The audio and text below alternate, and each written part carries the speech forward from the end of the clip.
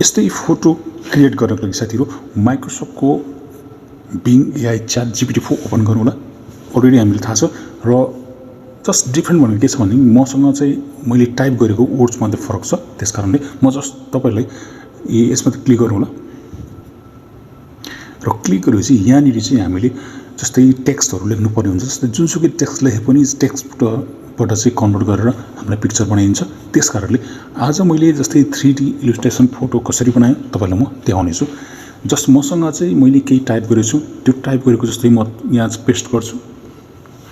तपाई पनि यो सेम मैले लेखेको छु यस्तै नै तपाई जस्तै तपाईको सोशल मिडिया अथवा तपाईको सोशल मिडियाको कुनै एउटा प्रोफाइल नेम चाहिँ एडिट गर्नु होला। त्यसपछि तपाई क्रिएट गर्न सक्नुहुन्छ। त्यसपछि हेर्नु होला मैले क्रिएट गर्छु।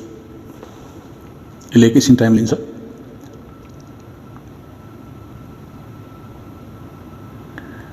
एकछिन होल्ड गरौँ।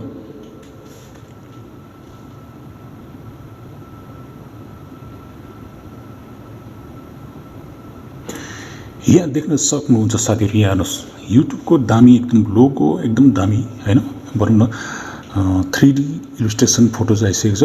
र यस्तै खालको फोटो चाहिँ हामी कसरी चाहिँ बनाउने म यो तपाईले यहाँनिर मैले जस्ट टाइप गरेको चाहिँ वर्ड्सहरु चाहिँ म कमेन्टमा तपाईलाई छोड्दिने छु। तपाई पनि त्यो कमेन्टलाई कपी गर्नुस्। त्यसपछि जस्ट तपाई एडिट गरेर तपाईको युट्युबको फेसबुकको के हो हैन जस्ट अनि त्यसपछि तपाईको प्रोफाइल नेम चाहिँ एडिट गरेर पेस्ट गर्नु। त्यसपछि क्रिएट गर्नु होला। त्यसपछि तपाई यस्तै फोटो जेनेरेट गर्न सक्नुहुन्छ। आई होप साथीहरु भिडियो कस्तो लाग्यो लाइक गर्नु होला र कमेन्ट गर्न नबिर्सनु होला। फेरि पनि भेट्नेछौँ अर्को नयाँ भिडियोको साथमा। Thank you so much.